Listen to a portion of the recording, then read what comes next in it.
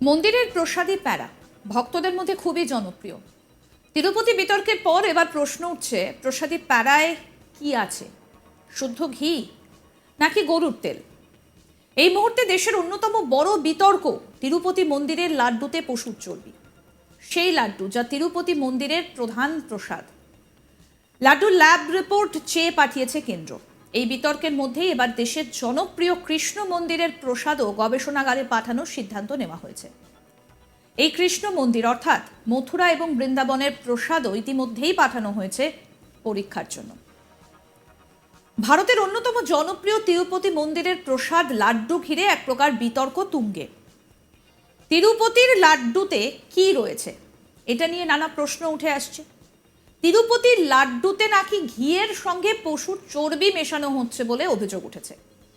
তবে গবেষণাগারের রিপোর্টের উল্লেখ করে অন্ধ্রপ্রদেশের মুখ্যমন্ত্রী চন্দ্রবাবু নাইডুর দাবি, মাছের তেল, গরু শুয়োরের চর্বি দিয়ে বানানো ঘি দিয়ে তৈরি করা হয়েছে তিরুপতি বালাজি মন্দিরের বিখ্যাত লাড্ডু। এই ঘটনা ঘটেছে ওয়াইএসআর কংগ্রেস সরকারের আমলে। আর এর সঙ্গেই শোনা গিয়েছে মন্দিরে ঘি সরবরাহ করত দেশের একটি নামী মাখন বিক্রেতা কোম্পানি।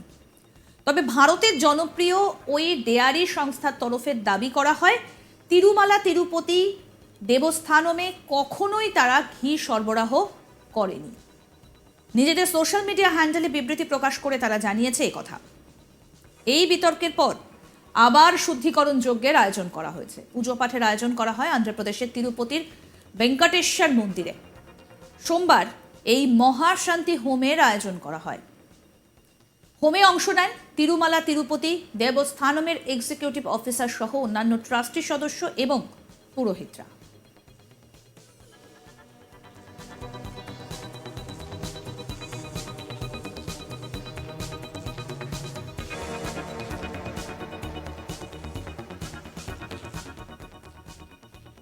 প্রসঙ্গত বলি, তিরুপতি বালাজির এই বিখ্যাত লাড্ডুগুলো খুব নিখুঁতভাবে তৈরি করা হয়। এই লাড্ডুতে যেসব উপাদান ব্যবহার করা হয় সেগুলোকে বলা হয় দিত্তম। এছাড়াও যে রান্নাঘরে এই লাড্ডুগুলো তৈরি করা হয় তাকে লাড্ডু পট্টু বলা হয়। আগে প্রসাদ তৈরিতে কাঠ ব্যবহার করা হলেও 1984 সাল থেকে এই কাজে ব্যবহার করা হচ্ছে এলপিজি গ্যাস। এখানে প্রতিদিন লক্ষাধিক লাড্ডু তৈরি হয়। এ নিয়ে নানান প্রতিবেদন রয়েছে। বলা হয় দৈনিক 3.5 লক্ষ থেকে 5 লক্ষ লাড্ডু তৈরি করা হয়। আগে রান্নাঘরে বিভিন্ন মুভিং বেল্ট ব্যবহার করে লাড্ডু তৈরি করা হতো। ইদানিং জার্মানি, অস্ট্রেলিয়া এবং সুইজারল্যান্ড থেকে 50 কোটি টাকার কিছু মেশিন আমদানি করা হচ্ছে, আর যার ফলে লাড্ডু তৈরির কাজ সম্পূর্ণ অটোমেটিক হয়ে যাবে। আগেই লাড্ডু তৈরিতে কাজ করতেন 600 কর্মী, যাদের কেউ চুক্তিবদ্ধ আবার কেউ স্থায়ী শ্রমিক। এই লাড্ডুর বিশেষত্ব হলো এটি সাধারণ লাড্ডুর মতো সম্পূর্ণ গোলাকার নয়, যদিও এর আকৃতি ডিম্বাকার। কথিত আছে 1715 সাল থেকেই লাড্ডু তৈরি হচ্ছে। এখনো পর্যন্ত লাড্ডু তৈরির প্রক্রিয়ায় 6 বার পরিবর্তন করা হয়েছে এবং এখন বেসন, চিনি, কাজু বাদাম, এলাচ, ঘি, চিনির মিছরি এবং কিশমিশ দিয়ে তৈরি করা হয় এই লাড্ডু। জানা গিয়েছে লাড্ডু তৈরিতে প্রতিদিন 10 টন বেসন, 10 টন চিনি, 700 কেজি কাজু বাদাম, 150 কেজি এলাচ, 300 থেকে 400 লিটার ঘি, 500 কেজি মিছরি এবং প্রায় 550 কেজি কিশমিশ ব্যবহার করা হয়। ট্রাস্ট এসব জিনিসের জন্য আলাদা টেন্ডার থাকে।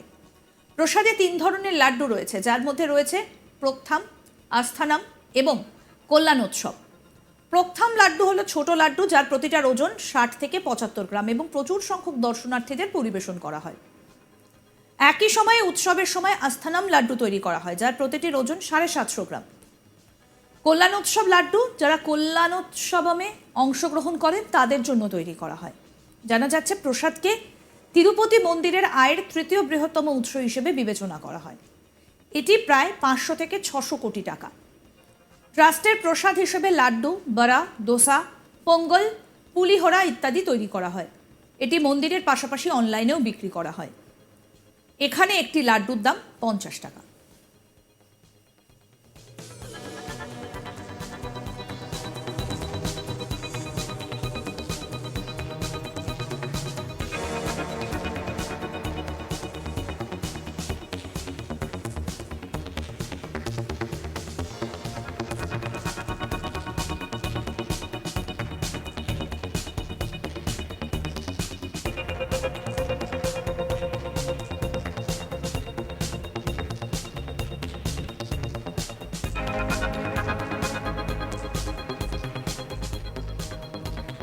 মন্দিরের প্রসাদী প্যারা ভক্তদের মধ্যে খুবই জনপ্রিয়। তিরুপতি বিতর্কের পর এবার প্রশ্ন উঠছে, প্রসাদী প্যারায় কি আছে, শুদ্ধ ঘি নাকি গরুর তেল? এই মুহূর্তে দেশের অন্যতম বড় বিতর্ক হলো তিরুপতি মন্দিরের লাড্ডুতে পশুর চর্বি। সেই লাড্ডু যা তিরুপতি মন্দিরের প্রধান প্রসাদ, লাড্ডুর ল্যাব রিপোর্ট চেয়ে পাঠিয়েছে কেন্দ্র। এই বিতর্কের মধ্যেই এবার দেশের জনপ্রিয় কৃষ্ণ মন্দিরের প্রসাদও গবেষণাগারে পাঠানোর সিদ্ধান্ত নেওয়া হয়েছে।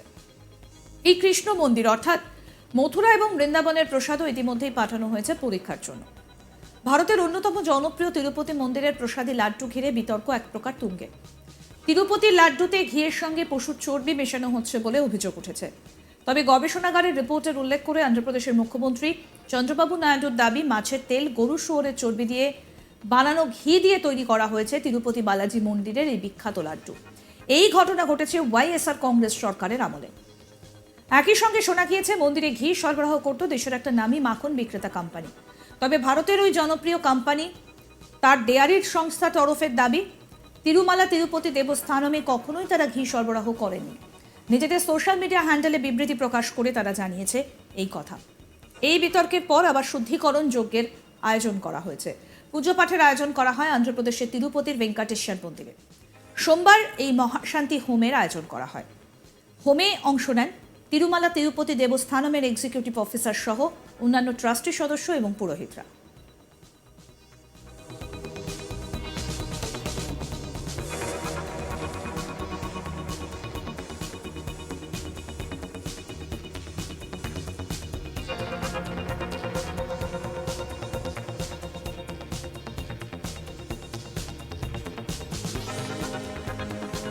প্রসঙ্গত বলে, তিরুপতি বালাজির এই বিখ্যাত লাড্ডুগুলো খুব নিখুঁতভাবে তৈরি করা হয়। এই লাড্ডুতে যেসব উপাদান ব্যবহার করা হয় সেগুলোকে বলা হয় দিত্তাম। এছাড়াও যে রান্নাঘরে এই লাড্ডুগুলো তৈরি করা হয় তাকে লাড্ডু পট্টু বলা হয়।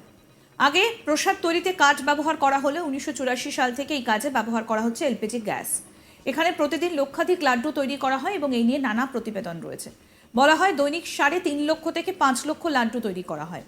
আগে রান্নাঘরে বিভিন্ন মুভিং বেল্ট ব্যবহার করে লাড্ডু তৈরি করা হতো। ইদানিং জার্মানি, অস্ট্রেলিয়া এবং সুইজারল্যান্ড থেকে 50 কোটি টাকার কিছু মেশিন আমদানি করা হচ্ছে, যার ফলে লাড্ডু তৈরির কাজ সম্পূর্ণ অটোমেটিক হয়ে যাবে। আগে এই লাড্ডু তৈরিতে কাজ করতেন 600 কর্মী, যাদের কেউ চুক্তিবদ্ধ আবার কেউ স্থায়ী শ্রমিক। এই লাড্ডুর বিশেষত্ব হলো এটি সাধারণ লাড্ডুর মতো সম্পূর্ণ গোলাকার নয়, যদিও এর আকৃতি ডিম্বাকার।